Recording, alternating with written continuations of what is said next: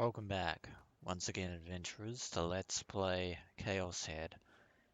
In the last episode, Takumi was learning about the story of how Kozue managed to acquire her D-sword, which was an intriguing if rather sobering tale. But along the way she encountered a homeless man who apparently knew a thing or two about D-swords, even though he claimed that he couldn't actually see or observe her D-sword visually. He was aware of their existence. So how did the homeless man know about these swords? Maybe, unbeknownst to me, these swords were in truth renowned throughout Japan. Doubtful, since most people are completely unaware of their existence, but that man wasn't. So, there is more to Kozue's story than meets the eye. No, of course not. We're referring to the fact that people worship D-swords. I scrutinized Kozue. Her expression was so serene that I had a hard time reconciling it with the disturbing things she told me earlier about killing. She softly glided her fingers over the surface of her D-sword, and now she's actually come to see it rather well. She still sees it as a weapon, but she also sees it as her personal protector. A personal protector which unfortunately Takumi Nishijou is currently lacking right about now. そういえば、あのおじさん、別れ際にこんなこと言ってたのら。君たちは特別な存在だ。中でも一番特別なのは、その目、誰の目を産み落とした少年。Wait a minute. The boy who gave birth to whose eyes are those eyes? Does this homeless man know Shogun? らしいんだって。I was speechless. What the hell? 西条くん、心当たりあるの？ Once again, being drawn into the tangled web. いや、別に。I'm really good to lie to Kozue, since you can usually sense people's true intentions. 嘘ら。心は正直なんだよ。西条くんは今、ものすごーく関係ありますって考えてる。Damn it, it was hard to deal with how she picked up on everything, because that phrase, whose eyes are those eyes, have pretty much everything to do with Takumi Nishijou. なんか、怖い顔になってる。その目、誰の目って、西条くんが最初に考えたの？ I bit my lip and stood up. No point hiding from it now. I yanked out the tissue stuffed up my nose. My nosebleed had stopped. Kozue cocked her head to one side and looked up at me. どこへ？ I'm going home.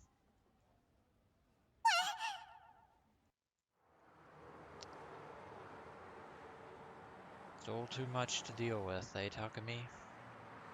My side still ached, but I descended to the first floor via the stairs, rather than using the escalator or an elevator.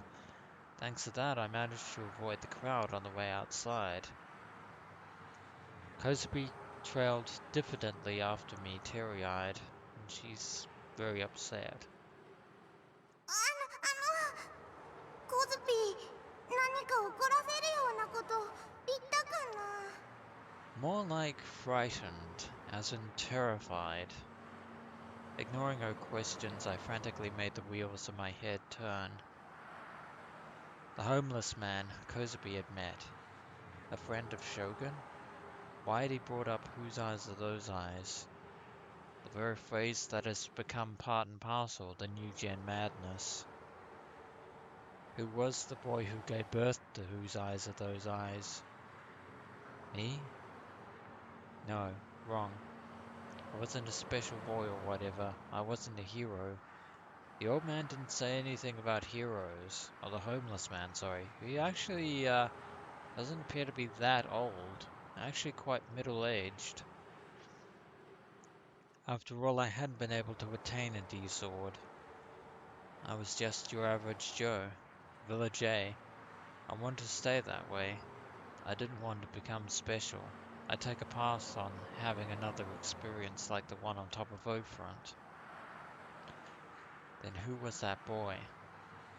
The only person who came to mind was the true new-gen criminal, Shogun.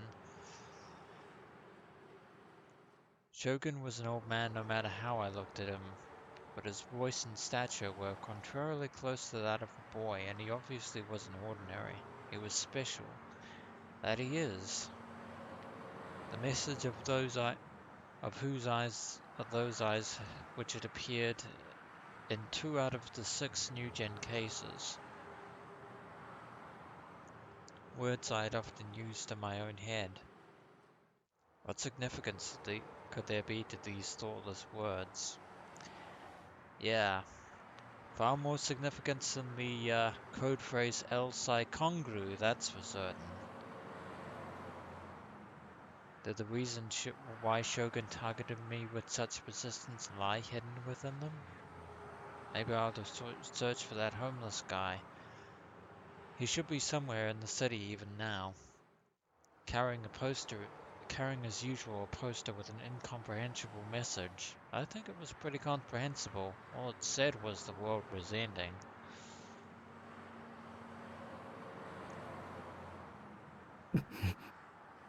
And of course, Takumi has to pass through the evening streets full of people.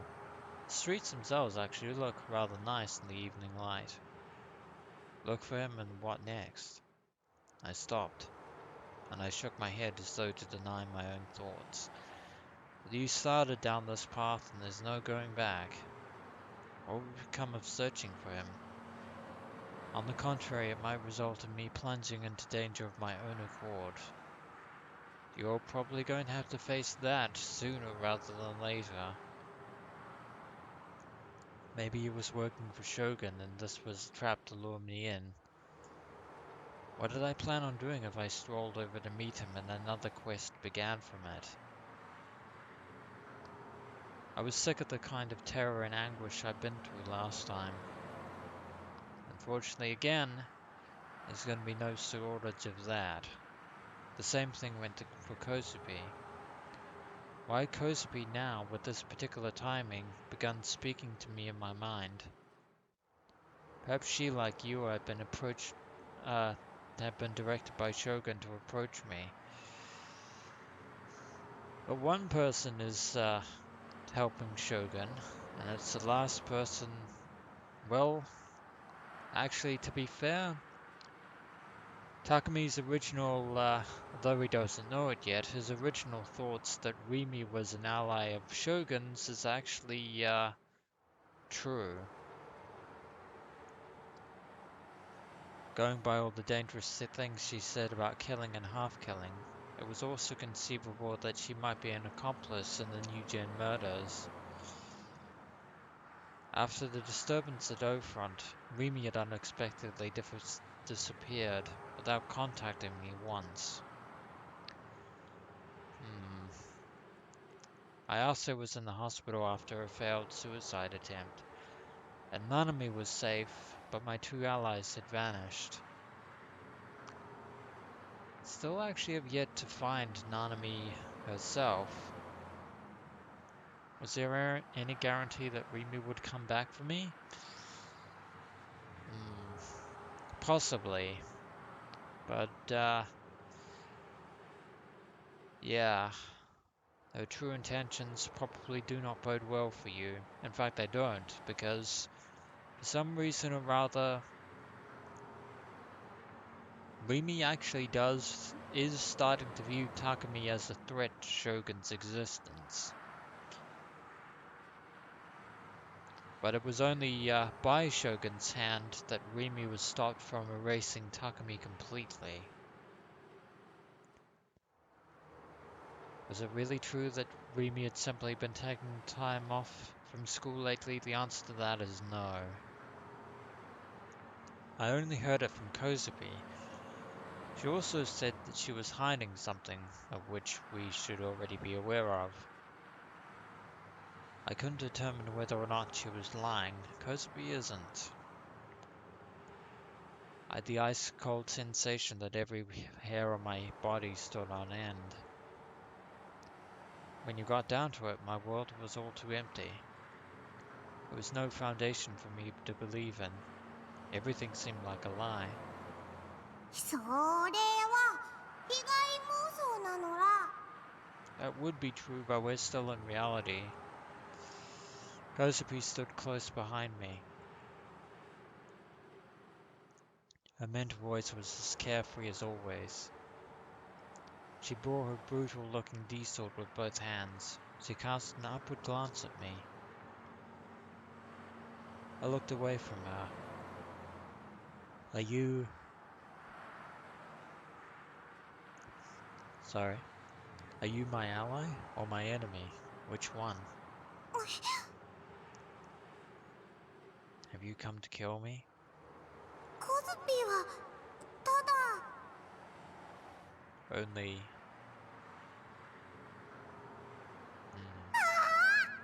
Leaving Kozue knows the answer, except... Without warning, Kozue let out a strange cry. When I raised my head, startled, she was waving her hand in some other direction instead of looking at me. セナさん見て Senna, Shan. Surely not. Oh, but it is. I followed Kozupi's line of sight, and there, as expected, was... You guessed it. Senna. 梢か Indeed, with her own particular D-sword, and her curt greeting there suggests that she and Kozue are, in fact, acquaintances.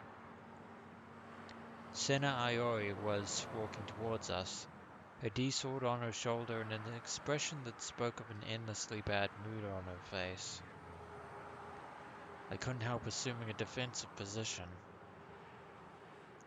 Why had Senna appeared here? Another coincidence? Or a planned-out trap? If it is, it's certainly not for you. Did these two know each other? Then had Kozue called her here for them to kill me together?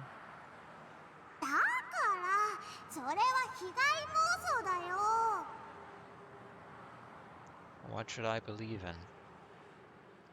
Though I'd encountered Senna many times before now, she never tried to attack me. That didn't necessarily mean she was my ally. Besides, she scared me. セナさんは怖くないよ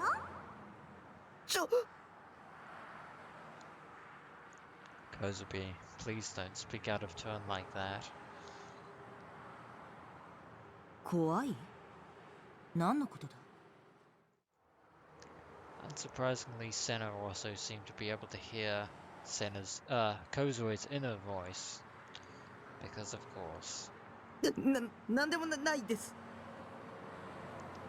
Taking nary a glance at my state of panic, Kozue seemed awfully delighted. She faced down as she clung bashfully to the hem of Senna's clothes. They made such an amusing pair that I started to feel like an idiot for being so anxiety-ridden. Not that you can help that.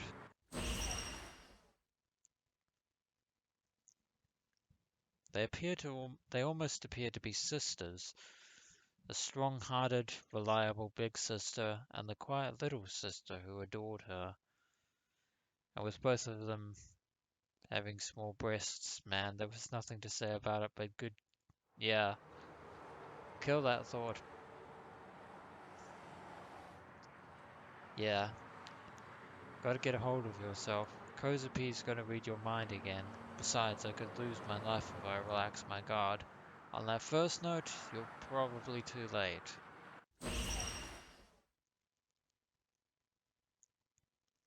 I wondered what kind of connection lay between them. Had they become acquainted at school? But they were in different grades. There's only one thing that connects Sena Aoi with Kozue Orihara. Was it something like a bond between fellow sword-bearers? Were both of them working under Shogun? Yes to the first, no to the second. I doubt that actually Sena has even heard of the name Shogun. I stood like a cat to prepare myself to run away at a moment's notice. In concrete terms, that meant putting my weight on the balls of my feet. By doing this, you could slip into motion with a cat's swiftness, allegedly. I read about it in manga a long time ago. Oh dear. That probably means it's not going to be that useful. セナさんはね、コズピーが東京に来てから最初のお友達なのら。ね、ね。So of all the people to befriend Kozue when she first arrived, it was just so happened to be Sena.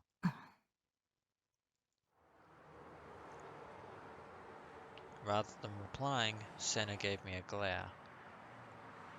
It made me think she'd slash out at me with her sword, but she didn't do anything. She didn't seem particularly angry at my calling her scary. 小杖、どうしてこいつと？たくみちゃんはクラスメートです。 Takumi-shan. Yeah, she's still animating the honorifics there. ほいでね、たくみちゃんはコズピーの剣が見えるんだよ。それは知っている。こいつもギガロマニアックスだ。What? ギガロマニアックス。理想度が見える人のこと。たくみちゃんもそうだよ。Gigalomaniac. Finally hearing that word for the first time, Takumi.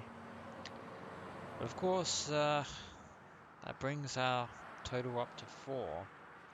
Sena, Kozue, Ayase, and of course Takumi. Who had decided on that name? Very good question. If there were a name for it, did it mean that this ability wasn't all that rare? Oh, it's pretty rare. But there are also 3 other individuals who are aware of the term Gigalomaniac. And none of them are particularly, trustworthy.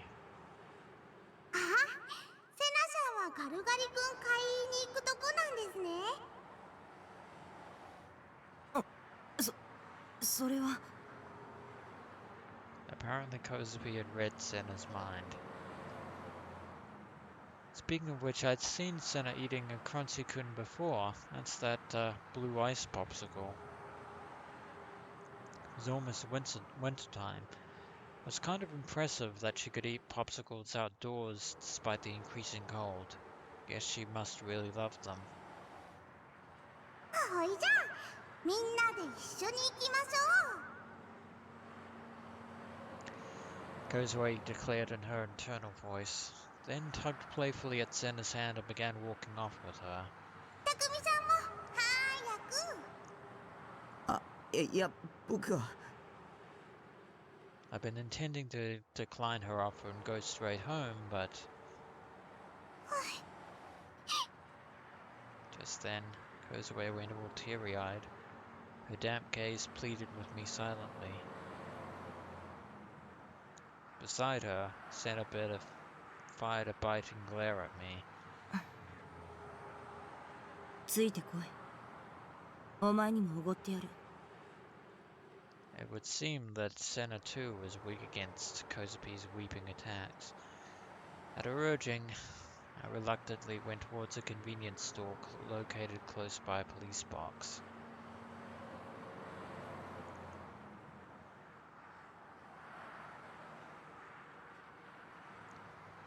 After she bought one crunchy-kun for each of us, the two of them sat against the handrail in front of the police box and bit into theirs.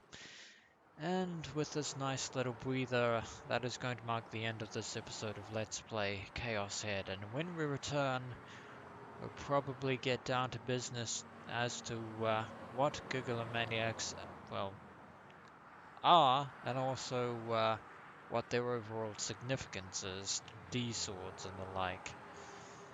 As always, adventurers, until next we meet.